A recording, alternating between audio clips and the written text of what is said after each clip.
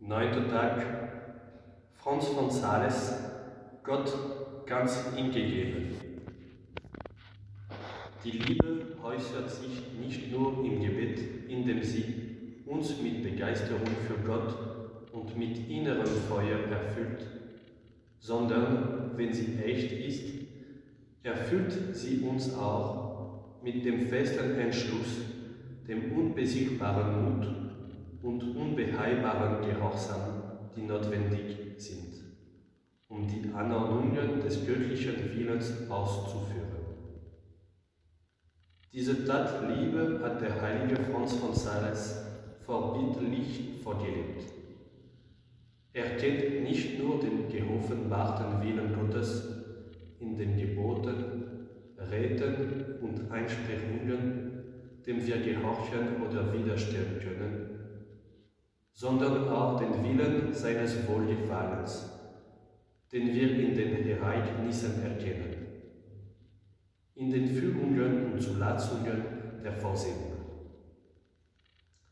Betrachtet man das Leid an sich, kann man es gewiss nicht lieben.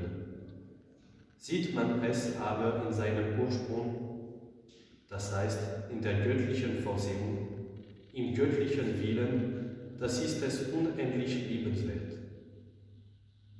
Denn Gottes Wille ist immer Gottes Liebe. Die Tat Liebe führt zur Ergebung und zum heiligen Gleichmut. Die Ergebung zieht den Willen Gottes allem vor. Der Gleichmut aber steht über der Ergebung, denn er liebt nichts außer Ausrichtung zu Gott. Die Hingabe an den Willen Gottes befähigte Franz von Sales auch in den schmerzlichen Augenblicken, wie beim Tod seiner Mutter, in echter Ergebung zu sagen: Gott sei gebenedeit. Als kurz nach der Gründung der Heimsuchung die Mutter Chantal lebensgefährlich erkrankte, erwartete er den Ausgang der Krankheit in heiliger Gelassenheit. Er war bereit, den Willen Gottes anzunehmen, auch wenn es ihm gefallen sollte, sich mit unserem bloßen Versuch zu begnügen. Als ich zum Bischof geweiht wurde, gestand er später, nahm mich Gott mir selbst, um mich ganz für sich in Beschlag zu nehmen. Dann aber gab er mich dem Volk, das heißt, er hat mich so umgewandelt, dass ich künftig nicht mehr lebte, sondern für sein Volk.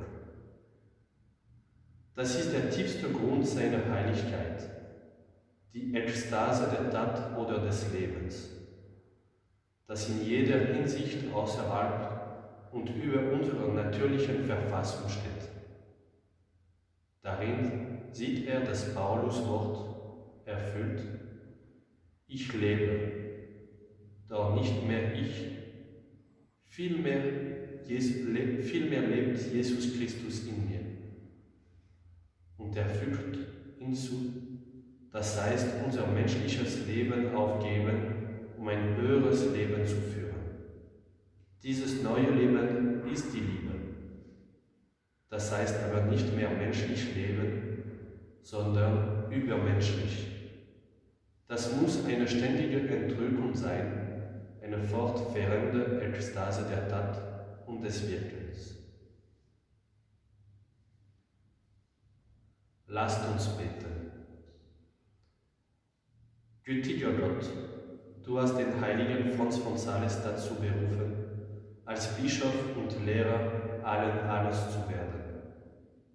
Hilf uns, seinem Beispiel nachzuahmen und den Brüdern und Schwestern zu dienen, damit durch uns deine Menschenfreundlichkeit sichtbar wird. Darum bitten wir durch Jesus Christus, unseren Herrn. Amen.